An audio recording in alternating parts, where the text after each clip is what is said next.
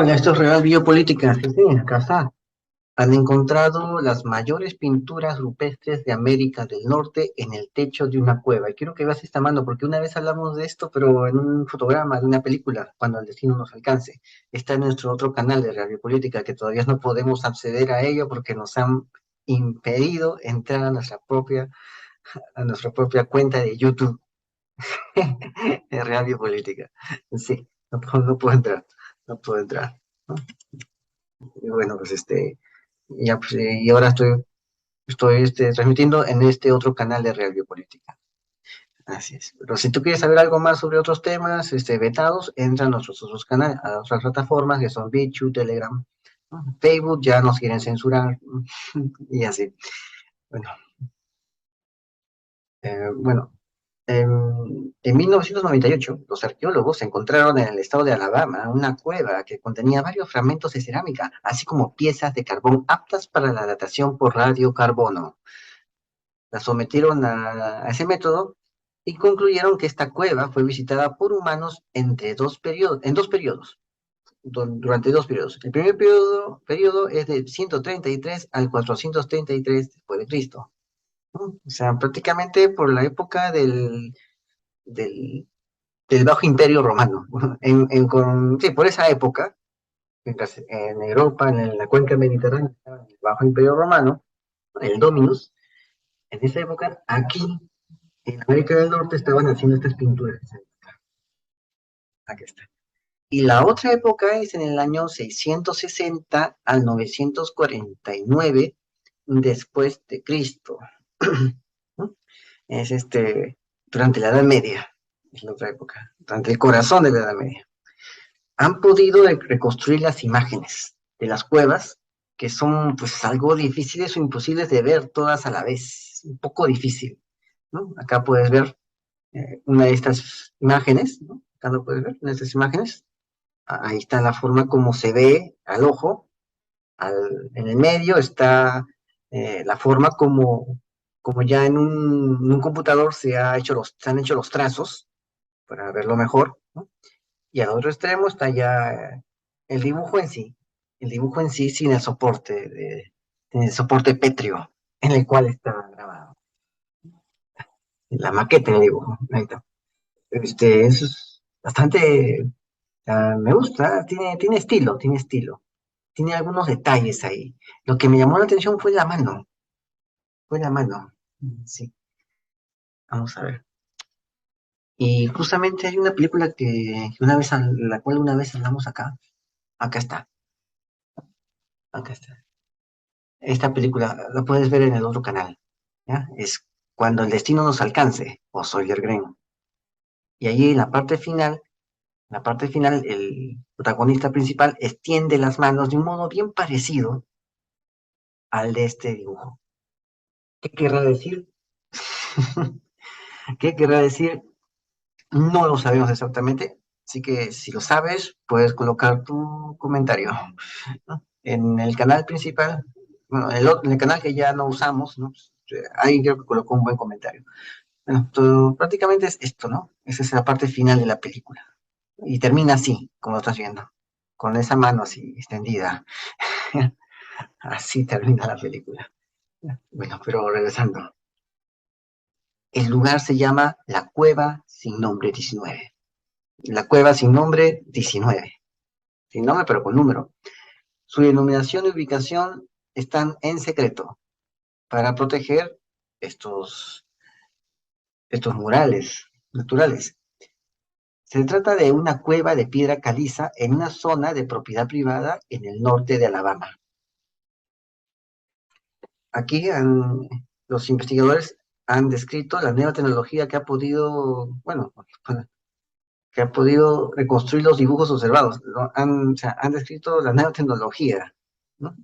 Con la cual han podido hacer esto que está haciendo acá, esta reconstrucción de los dibujos en el techo de la cueva, en la cual, aunque es muy bajo, de 60 centímetros a 125 metros, la cueva 19 de Alabama en sí es enorme.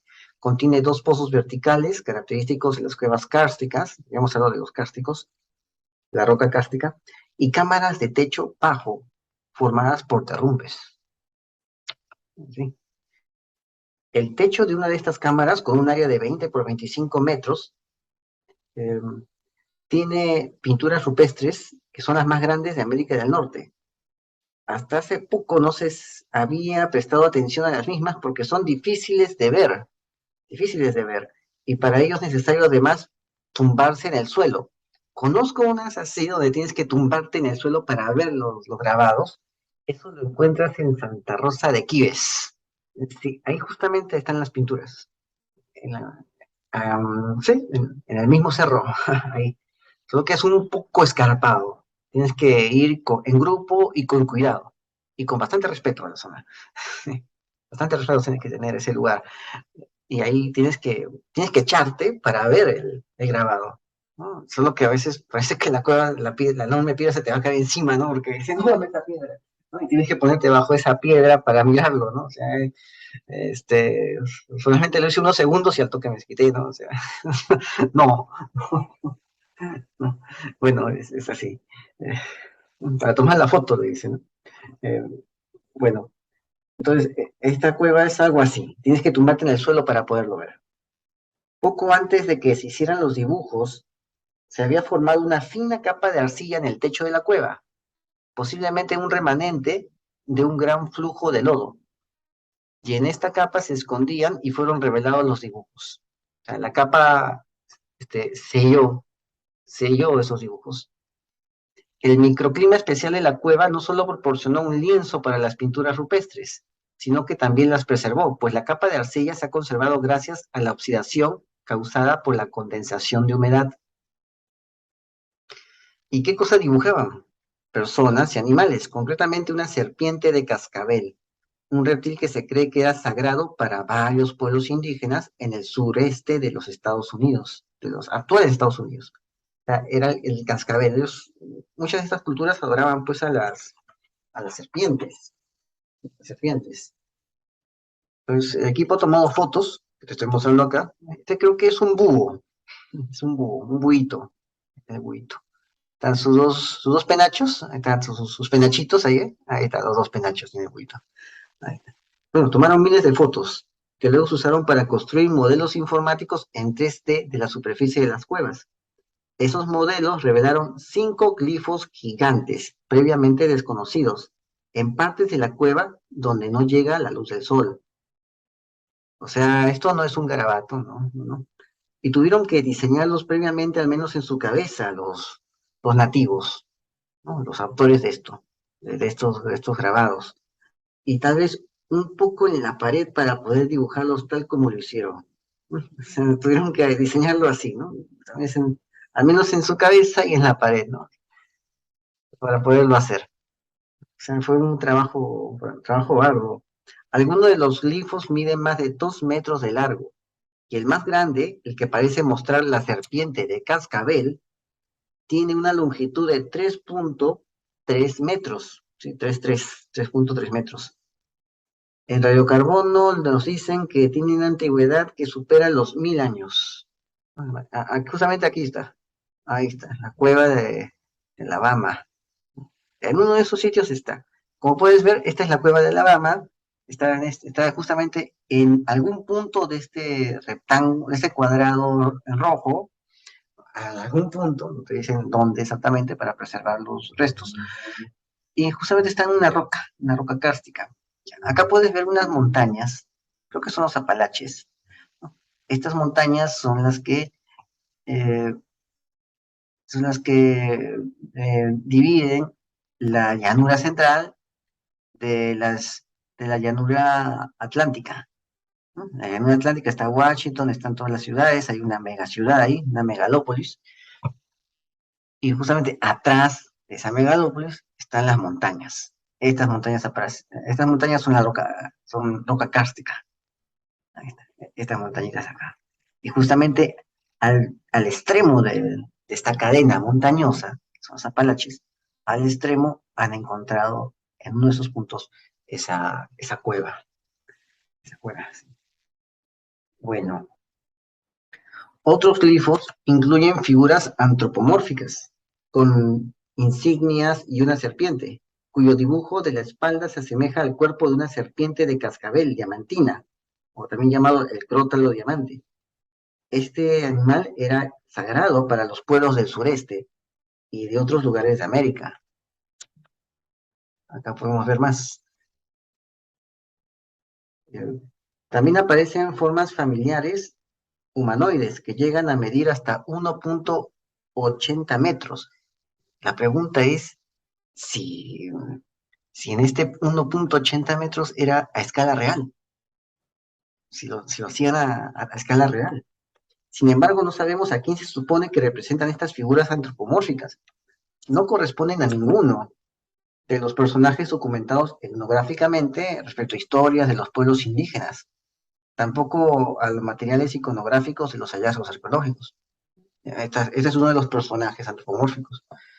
En una mano tiene, no sé, algo con dos plumas ahí, una especie de, no sé, una,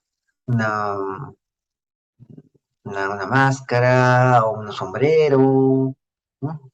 Algo ahí con dos plumas, y en la otra mano tiene como un racimo, no sé, no sabemos exactamente qué cosa es, ¿no? Ahí está, ahí está el personaje, mira, tiene su estilo, a mí me parece un buen estilo de dibujo que tiene, bien, muy bueno, ¿no? Y puedes ver ahí los trazos, ¿no? Los trazos parecen ojos que están en todo su pecho, a decir así, ojos, no, no. Y está levitando, ¿no? Los pies, los dedos de los pies están ahí, si es que se nota la parte inferior, ¿no? Es como si estuviera levitando, algo raro es, ¿no? Bueno, y la cueva la ves acá, como te digo, tienes que agacharte para ver los dibujos, la cueva es así, es baja, ahí está el científico, está con todo su equipo y está escaneando la zona. Ya tienes que echarte en el suelo para poder ver esos dibujos. Bueno, pues aquí puedes ver varias de estas representaciones. Ya está. Acá en la A es una serpiente. La serpiente está enrollada y la cabeza está en el centro. Es una serpiente enrollada. Bueno, eh, entonces hay estas figuras, ¿no? Estas figuras de cabezas, serpientes, plumas, orejas puntiagudas y todo esto. Bueno, entre los glifos de barro de la cueva del sin nombre se encuentran las imágenes de arte rupestre más grandes conocidas de América del Norte. Parece como tamaño natural, una cosa así. Son tan grandes que tuvieron que diseñarlas sin poder verlas en su totalidad. Sí, son grandes, sin poder verlas en su totalidad, porque tienes que echarte para mirarlo. Y no vas a mirar, si te echas ahí y miras, si el dibujo está entero, tiene que ser un dibujito para que lo puedas ver.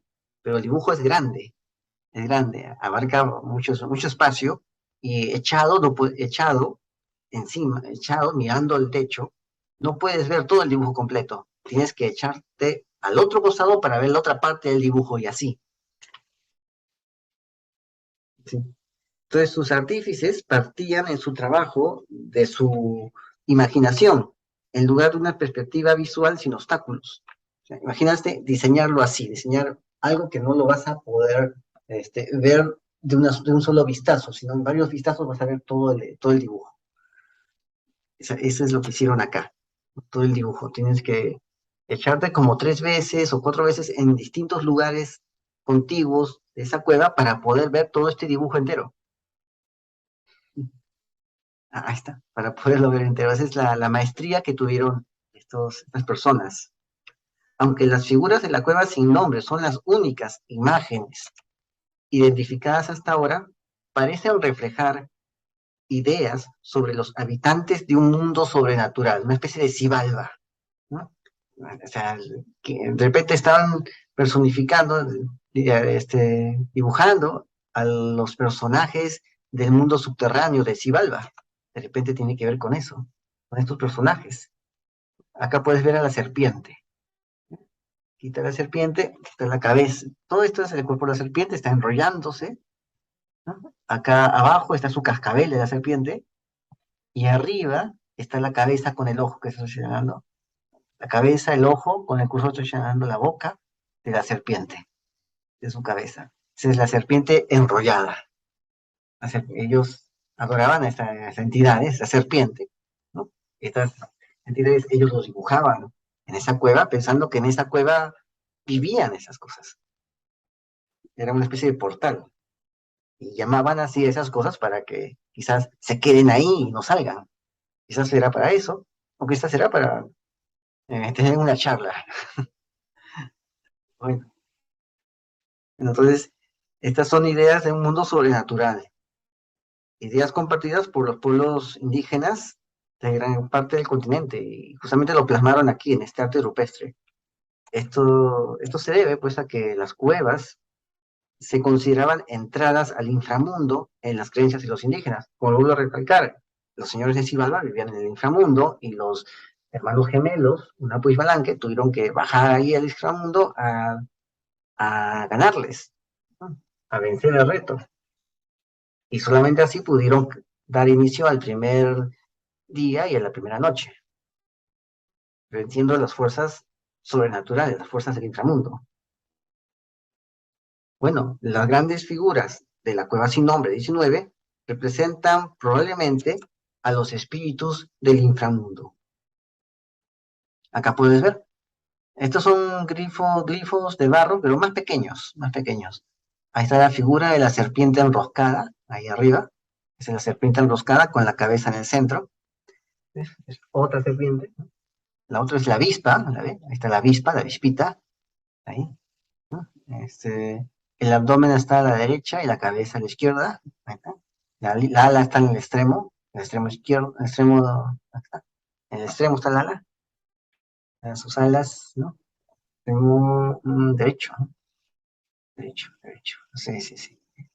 Ahí está la avispa, ahí está un pájaro, la C es un pájaro, está estilizado, es como si estuviera en pleno vuelo el pájaro, la cabeza está en el extremo, en este extremo que estoy señalando con el cursor, extremo derecho, extremo derecho. Esta es la cabeza, pequeña es la cabeza, y casi todos son sus alas, su cuerpo, ¿no? Casi todo eso. Y la D es una figura antropomórfica rodeada de líneas arremolinadas.